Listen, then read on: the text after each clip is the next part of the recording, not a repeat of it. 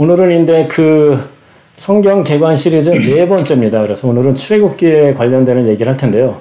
저희가 전체적으로 이 내용을 보는 것이 성경이 스토리라는 측면에서 어떻게 전개가 되는가, 그러니까 이 전체 스토리를 쓰시고 이끌어 가시는 하나님의 입장에서 보면은 어떤가 하는 측면에서 얘기를 했습니다. 그래서 처음에는 오프닝, 그러니까 등장인물들이 나오고, 그 다음에 백그라운드가 나오고, 그러게 창세기 1장하고 2장에 나오는 에덴 동산에서 삶이죠. 그곳에서는 하나님과 직접 대면하면서 행복하게, 주인공들은 행복하게 잘 살고 있었습니다.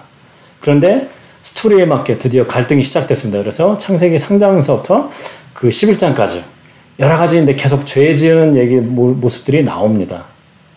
그래서 결국인데 그 어떤 등장인물들 사이의 관계 또는 등장인물들이 문제가 생기기 시작을 했죠. 그러고 나서 창세기 12장서부터 제가 그 계시록 18장까지가 그 어떤 레졸루션, 하나님께서 어떻게 그 문제를 해결해 나가시는가라는 측면에서 이제 얘기를 한다라고 그 얘기를 했었고요. 그리고 그 중간에 이제 클라이맥스라는 측면에서는 그 예수님이 이제 이 땅에 오셔서 그 가르치시고 하셨던, 예수님이 이 땅에 오셔서 그 십자가에 죽으시고 부활하신 것, 이게 클라이맥스고요. 그다음에 그 요한계시록은 마지막 4장이 클로징, 모든 것이 다 끝나고 심판도 다 끝나고 해피엔딩으로 끝나는 그런 얘기가 된다라고 얘기를 했습니다. 그래서 중간에 리졸루션이라는 부분이 대부분을 차지하게 됩니다.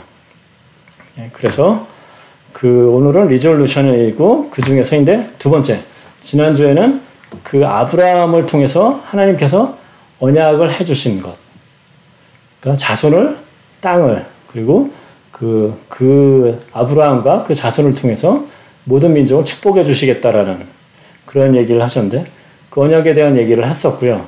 그래서 그 아브라함서부터 요셉까지 얘기가 나왔고요.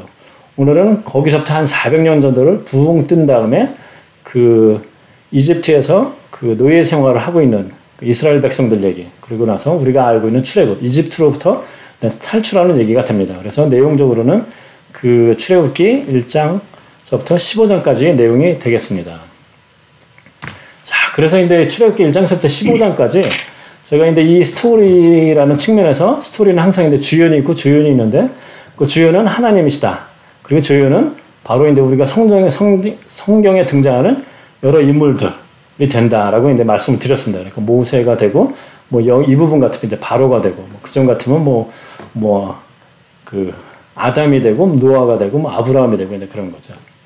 그래서 이 부분에서는 그 하나님, 그 다음에 모세, 바로가 나옵니다. 그래서 이 부분에는 바로라는 사람이 2명이 나와요, 사실은. 굉장히 오랜 시간에 걸쳐서 나오기 때문에. 그래서 그 출애굽기 1장, 2장에 나오는 바로랑 그 이후에 나오는 바로가 서로 다른 사람입니다. 거기서 그럼 여러분이 알 수 있는 것이 무엇이냐면은, 바로라는 것이 어떤 사람의 이름이 아니라 어떤 이집트의 그 왕을 나타내는 타이틀이라는 것을 알 수가 있습니다. 우리가 그러니까 로마의 황제가 시저 어거스터스 이렇게 얘기를 하면은, 그게 거기서 시저라는 것이 그 결국은 로마 황제의 어떤 타이틀을 얘기를 하는 거잖아요. 그러니까 그것과 마찬가지죠. 그러니까 파라오라고 우리가 영어로 알고 있죠. 근데 여기서 재밌는 것은 바로라고만 나옵니다. 그 사람의 이름이 뭐였다라고 얘기를 안 나오고요. 여러분이 성경을 자세히 보면 알겠지만은, 사실은 성경에서 그 사람 이름이 스킵돼서 되는 경우는 거의 없어요. 어떤 사람이 나오면 등장인물에 따른 이름이 정확히 나옵니다, 항상. 예. 근데 지금 바로는 그냥 바로라고만 나와요. 이름도 안 나오고. 그런데 지금 이집트의 왕이잖아요. 이집트는 사실 그 당시 그러니까 그 근동 지방, 그러니까 우리가 지금 얘기하는 이스라엘 땅서부터 그 근처로 근동 지방이라고 하는데, 그 동네에서 그때 당시를 기준으로 하면은 가장 강력한 국가였습니다, 사실은. 그러니까 이름을 몰라서 안 쓰는 것도 아닌데, 일부러 성경에 보면 그렇게 안 나옵니다. 그리고 사실은 이스라엘 백성들이 거기서 그 종살이를 하는 입장에서 어떻게 보면은, 그리고 또 이후에 얘기를 아시겠지만은 하나님과 예를 들자면 또 모세랑 이렇게 대적하는 관계로 이렇게 나오는데, 그런 의미에서는 인간이 아무리 그렇게 훌륭하고 높을지라도 사실은 하나님 관점에서는 아무것도 아니다 라는 그런 측면에서 오히려 일부러 이름을 몰라서 안 쓴 게 아니라 그냥 하찮게 대했다라고 그렇게 표현했을까요? 그러니까 미미한 존재처럼 이렇게 이제 대하는 거죠. 그러니까 그런 것을 통해서도 우리가 여기서는 그 하나님과 어떤 인간의 최고의 어떤 권위를 갖고 있는, 최고의 권력을 갖고 있는 사람과의 어떤 그런 약간 뭐 이렇게 표현하면 좀 그렇지만 적당한 단어가 생각이 안 나서 뭐 경쟁이라고 그래야 되나요? 그렇지만은 경쟁이 안 되는 거죠, 사실은. 근데 반대로 보면은 우리가 보면은 여기 이 부분에 보면은 그 산파들이 나옵니다. 그 두 여자가 나오는데 거기 보면 그 두 여자 이름도 정확히 나옵니다. 그러니까 비교가 좀 되는 거죠. 자, 근데 모세의 삶을 통해서 이 부분 얘기를 살짝 하면은 사실은 그 요셉이 그 이집트에서 이제 2인자가 된 이후에 그 가나안 동네, 그러니까 이스라엘이, 그러니까 야곱이 살던 동네가 이제 기근이 들면서 그 이집트로 이제 다 이주해서 오게 됩니다. 그러면서 그때는 이제 잘 살았는데 그 후에 이제 그 요셉을 알지 못하는 그런 이제 그 이집트의 왕 바로가 이제 나타나면서 이 사람들이 삶이 어려워지고 결국 이제 노예처럼 이제 살기 시작을 했습니다. 그래서 이게 이제 한 400년 정도 이제 그 떨어졌다라고 얘기를 했는데, 그래서 이제 그 노예로서 이제 굉장히 어려운 삶을 삽니다. 그러면서 이 뒤에 이제 얘기를 해주겠지만은 이제 사실은 그 이스라엘에서 그 아기가 태어나면 다 강물에 던지라라고 그렇게 얘기를 합니다. 그래서 모세는 레위 지파의 어떤 그 자손으로 태어나서 유대인의, 그러니까 그 아기죠. 그래서 결국은 그 나무 상자 같은데 그 이제 담아가지고 나일강에 버렸는데, 버리라고 그러니까 이제 버렸죠. 그런데 그것을 이집트의 그 공주가 건져내면서 자기 아들처럼 그렇게 이제 키워집니다. 그러니까 이집트의 왕자로서의 이제 삶을 살게 되는 거죠. 그렇게 쭉 살다가 그래도 이제 본인이 그 히브리인, 그러니까 이두인이라는 걸 알고 있었죠. 그래서 어느 때인데 그 자기 이제 동족이 종으로서 굉장히 이제 그 노예로서 이제 어떤 고난을 받는다고 표현하는데 그걸 보고서 그 이집트 사람을 죽여요. 하여튼 그것 때문에 일이 생겨가지고 결국 살인자로서 도망다니는 신세가 돼가서 결국 이집트 왕자의 삶에서 다시 이제 도망자의 신세. 그래서 광야로 갔다가 미디안이라는 그 어떤 그 족속이 사는 동네에서 그 거기에 이제 족장의 딸하고 이제 결혼을 해가지고 아이도 둘을 낳습니다. 거기서 한 40년 정도 살다가 나이가 80세 됐을 때 하나님께서 부르셔서 결국은 그 이집트로 다시 돌아와서 그 다음에 그 뭐 여러 가지인데 뭐 10가지 재앙도 있고 뭐 홍해도 갈라지고 뭐 그런 얘기. 그래서 결국은 이스라엘을 구원해 내죠. 예. 이집트로부터 이제 탈출을 시킵니다. 그리고 광야에서 40년 동안을 살다가 가나안 땅에 들어가지 못하고 결국 그 죽게 되는 것이 이제 모세의 삶입니다.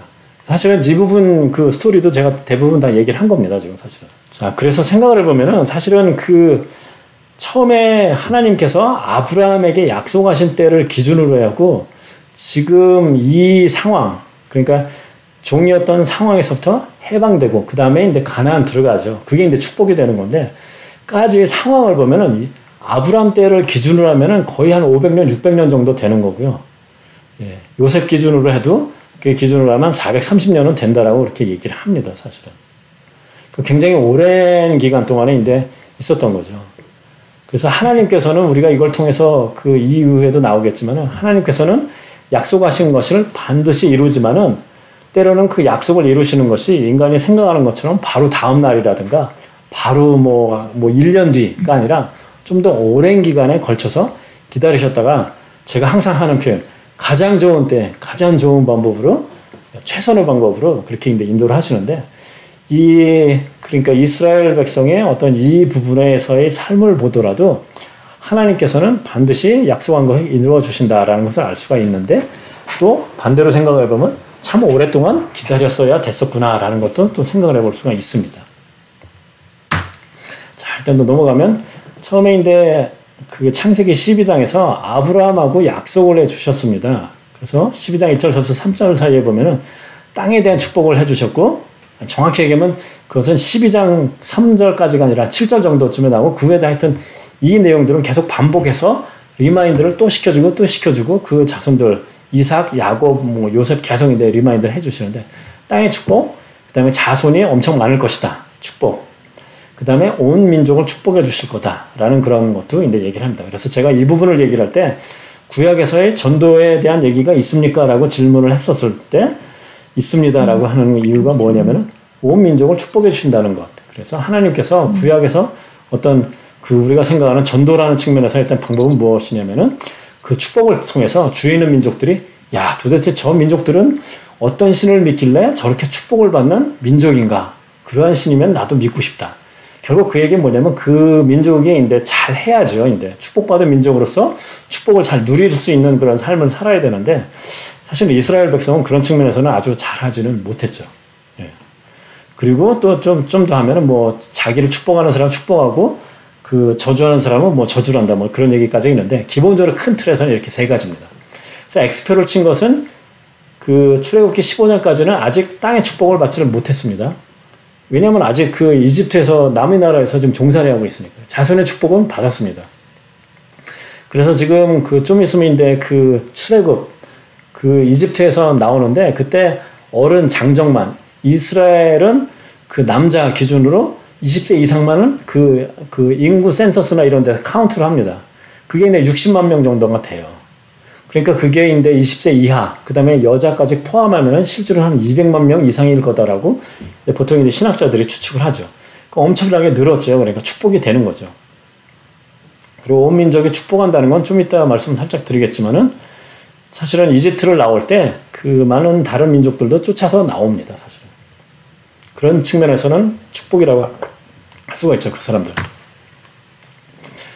이걸 뭐 간단하게 말씀드리면은 사실은 인구가 굉장히 많이 늘었잖아요. 그러니까 남자만 이제 60만 명이라고 그러는데, 그러니까 이집트 입장에서는 굉장히 이제 두려워하는 거예요. 그래서 그 만약 그 다른 나라가 쳐들어왔는데 이스라엘 사람들이 그 외국이랑 합해가지고 공격을 하면 자기네들이 이제 질 것이다. 근데 어려울 것이다. 라고 생각을 해서 인구를 억제하려고 생각을 합니다. 핍박을 하는 거죠. 그래서 이스라엘을 이제 엇박, 인구 조절을 하는 이제 방법입니다. 그래서 첫 번째는 이제 중노동을 시킨다는 얘기가 쭉 계속 나옵니다. 그러니까 엄청 막 힘들게 하는 거죠. 이제. 예. 그렇게 했는데 그게 잘 안 되니까 근데 더 이제 구체적으로 얘기를 합니다. 그래서 근데 그 애를 낳으니까 그거를 도와주는 산파들이 있을 거 아니에요. 그래서 그 산파들에게 얘기를 합니다. 그 가라 애들을 이제 그 도와주러 갔다가 남자아이면은 죽이고 여자아이면은 그 살리고 그렇게 얘기를 합니다. 그런데 이 산파들이 하나님을 두려워해가지고 그 바로의 그 이집트의 명령을 이제 듣지를 않습니다. 그러면서 이제 그 뭐라고 핑계를 대냐면은 히브리 여인은 애굽 여인과 같지 아니하고 건장하여서 산파가 그들에게 이르기 전에 해산합니다라고 이제 그렇게 얘기를 합니다. 그러니까 핑계를 댄 거죠, 사실은. 예. 그래서 결국 이 산파들도 성경에 보면 이 산파들도 그 하나님을 두려워하고 그래서 이제 하나님의 축복을 받게 된다는 얘기를 합니다. 그래서 결국 이제 산파를 통해서 남자아이를 죽이려는 것도 이제 잘 안 되니까 그 다음엔 이제 명령을 내립니다. 남자에게 태어나면 무조건 강에다 던져. 그러니까 발견하면 이제 다 죽여버리겠다라는 그런 얘기죠. 그래서 이제 나일강에 이제 던지라고 하고 그런 와중에 모세가 태어나고 근데 부모가 봤을 때는 이제 애가 이제 안 됐으니까 한 석 달 정도를 숨기고 있다가 도저히 안 되겠으니까 결국은 이제 뭐 나무 상자 같은 거에다 역청을 엮어가지고 그러니까 가라앉지 않게 하는 거죠. 그래서 띄어 보냈는데 그것을 이제 이집트 공주가 건져내가지고 결국 왕자로서 이제 그 이제 뭐 양육되는 그런 과정을 이제 거치게 됩니다. 그러고 나서 좀 더 얘기 드린 것처럼 이제 하다가 모세가 이제 결국은 그 이집트 사람을 죽이고 결국 도망갔다가 80대 됐을 때 하나님께서 모세를 부르십니다. 드디어 이제 이 고통에 그 이스라엘 백성의 고통을 이제 들으시고 그걸 이제 해방시켜 주시기 위해서 이제 모세를 부르십니다. 그래서 우리가 잘 아는 그 타지 않는 떨기나무를 가운데서 하나님이 임재하시고 그러니까 하나님의 임재를 직접 이제 만난 겁니다. 이제 본 겁니다. 이제 사실은 그런 상황에서 이제 그 모세를 부르시는 장면이 나옵니다. 그래서 하나님께서 이제 얘기를 합니다. 거기서 가서 인도하여 내라. 내 백성을 인도하여 내라. 그러니까 모세가 얘기합니다. 아니 내가 누구기에 감히 내가 갑니까? 그러니까 하나님께서 얘기하십니다. 내가 너와 함께 할 것인가 걱정하지 말고 가. 그랬더니 누가 보냈다고 이름하리까? 그러니까 하나님 이름이 무엇입니까? 가서 누가 보냈다라고 얘기를 합니까? 라고 얘기를 근데 하리까라고 이제 얘기를 합니다. 그러니까 생각을 해보면은 모세 입장에서는 하나님의 임재를 지금 보긴 했는데 사실은 두려운 거예요. 가서 내 백성을 끌어내라. 근데 얘기를 했지만은 그게 한 1, 200명 몇천 명이 아니라 지금은 남녀 다 하면은 한 200만 명 이상이 되는 사람을 지금 끌고 나가게 해달라고 해야 되는 입장이에요. 누구한테? 그때 당시에 가장 강력한 나라의 왕한테 가서 좀 얘기를 해야 되는 겁니다. 두렵죠, 당연히. 그게 이제 쉽지 않다는 것도 알죠. 그러니까 그 사람이 힘이 있고 권력이 있다는 것뿐만 아니라 그 바로 입장에서는 이거를 절대로 보낼 수 없는 이유가 사실 우리 보통 표현으로 101가지가 있는 거죠. 요즘도 그러지만은 사실은 더더구나 옛날에는 그 경제력의 가장 중요한 것은 무엇이냐면은 노동력입니다. 근데 지금 그 남자 어른 60만 명, 그 외에도 사실은 여자도 그러고 더 어린 아이들도 사실 노동력으로 다 쓸 수 있는 건데 그 노동력이 갑자기 국가를 잘 유지하고 있던 노동력이 갑자기 없어져야 되는 상황. 이게 바로가 쉽게 오케이를 할 수 있는 입장이 아닙니다, 사실은. 그래서 이후에도 10가지 재앙에 대긴 얘기를 하겠지만은 바로 입장에서는 계속 그렇게 변심을 할 수밖에 없는 이유가 쉬운 결정이 아니에요. 나라의 임금으로서는. 근데 나라가 쫑딱 망하는 상황이 될 수밖에 없는 상황인데 지금 그 상황입니다. 그러니까 모세 입장에서도 그게 쉽지 않다. 그리고 최고의 부강한 강력한 나라의 왕한테 가서 얘기를 해야 되는 거니까 사실 어렵죠. 그러니까 이렇게 계속 핑계를 댑니다. 누가 보냈다라고 하리까라고 물어보니까 하나님께서 스스로 있는 자가 보냈다라고 하라라고 합니다. 그래서 영어 성경으로 보면 I am who I am이라고 해서 이제 I am이라고 하는 게 스스로 있는 자인데 이게 신학적으로는 굉장히 중요한 표현이에요, 사실은. 그래서 하여튼 그 길게 말씀드릴 수 없고 스스로 있는 자다라고 보냈다라고 해라. 라고 합니다. 그러니까 그 모세가 또 얘기를 합니다. 그래도 내 말 믿지 않을 겁니다. 라고 계속 근데 못하겠다라고 하는데 그 이유를 계속 핑계를 대는 거죠. 그러니까 하나님께서 기적을 보여주십니다. 지팡이를 있지, 너 지팡이를 땅에 던져. 그러니까 뱀이 됐다가 다시 잡으니까 다시 그 지팡이가 되고, 그 다음에 손을 품 안에 넣었다가 뺐다 하는데, 그때마다 문둥병이 걸렸다가, 보였다가 사라졌다. 그런 기적을 보여주시면서 내가 너와 함께 하겠다라고 얘기를 합니다. 그 얘기했는데도 다른 핑계를 댑니다. 그런 것도 다 좋은데 나는 말을 잘 못하는 사람이라 안 됩니다라고 하니까 자, 그러면 내가 그때 무슨 말을 할지를 가르쳐 주겠다라고 얘기를 합니다. 그러니까 모세가 핑계를 대다가 못하겠으니까 마지막에는 뭐라고 그러냐면 제발 보낼 만한 자를 보내소서라고까지 하소연을 합니다. 그러니까 하나님도 사실은 그 한계에 달았습니다. 하나님이 농하셨다라고 얘기를 해요. 그러면서 하나님이가 내가 아론, 그러니까 네 형을 함께 보낼 테니까, 그러니까 너는 아론에게는 네가 하나님처럼 이렇게 보일 것이고, 아론이 가서 대변할 것이다라고 그렇게 얘기를 합니다. 그래서 이러한 모세의 모습을 보면은 우리가 또 그걸 알 수가 있습니다. 우리가 생각했을 때는 많은 경우에는 모세가 어떻게 보면은 그 이스라엘 왕자로서의 어떤 그 교육을 받았던 것, 그것도 다 준비 과정이다. 그리고 광야에서 40년 된 것도 다 준비 과정이다.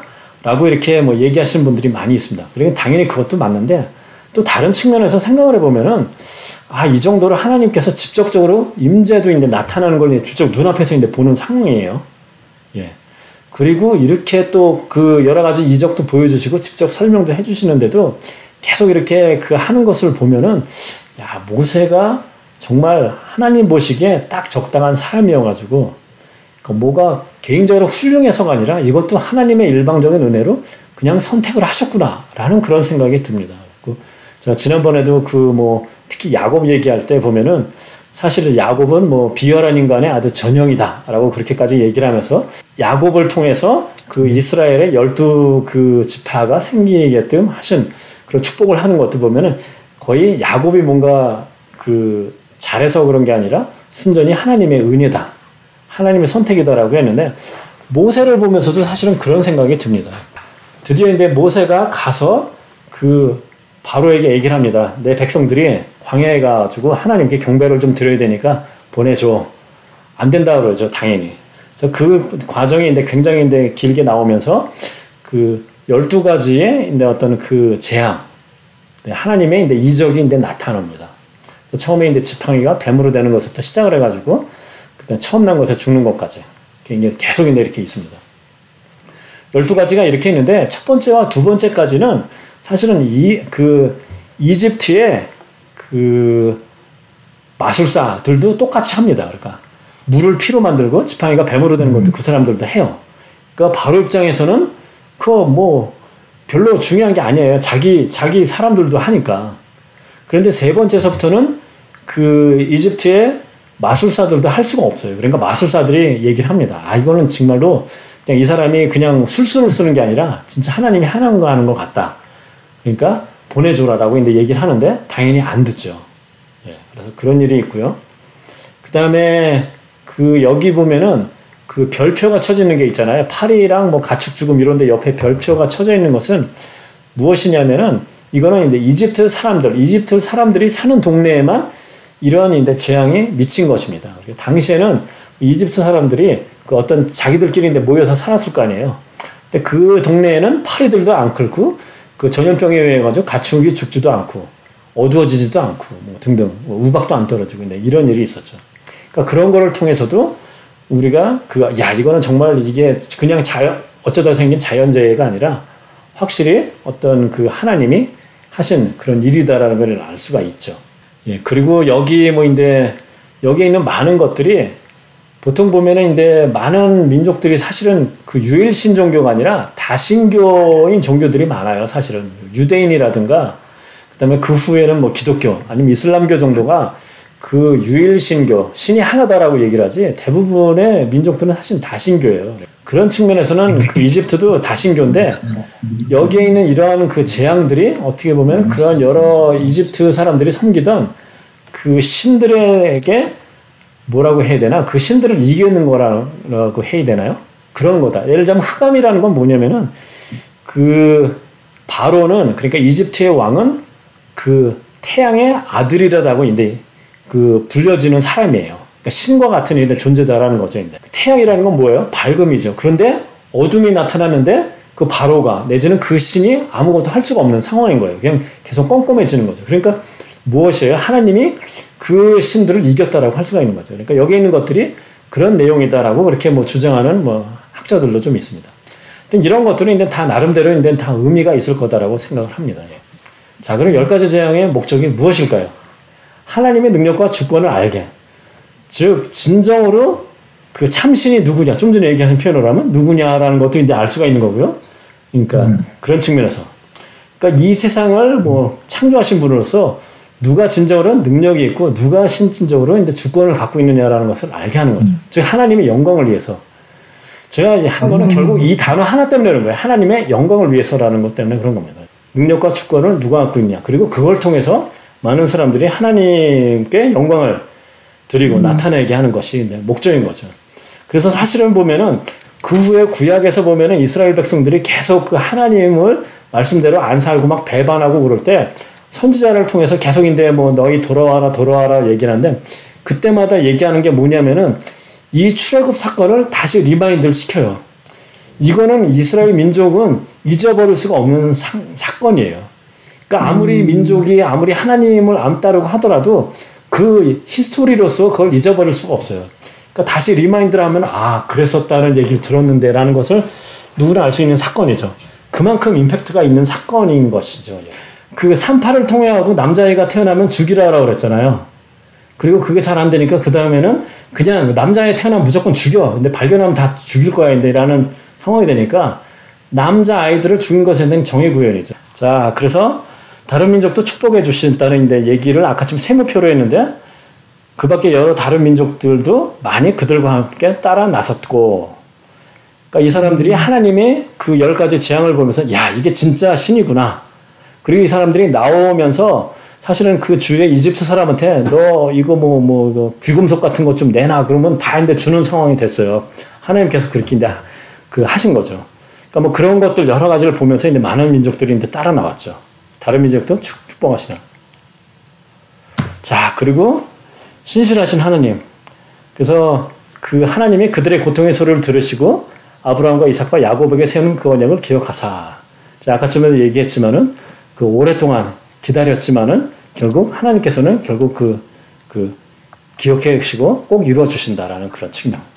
그래서 제가 항상 하는 얘기.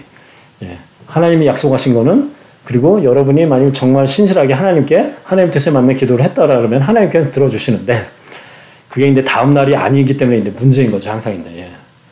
기다리시면은 이제 하나님께서는 네, 이루어 주십니다.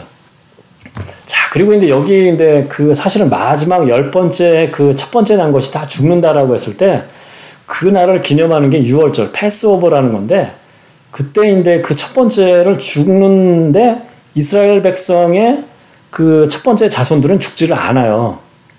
그 조건은 뭐냐면은 그 어린 양을 잡은 다음에 그 잡은 양의 피를 문 틀에다가 바르면은 그인데 죽음의 사자가 지나가다가 그 피를 보고서 그냥 지나가는 거죠. 인데 예.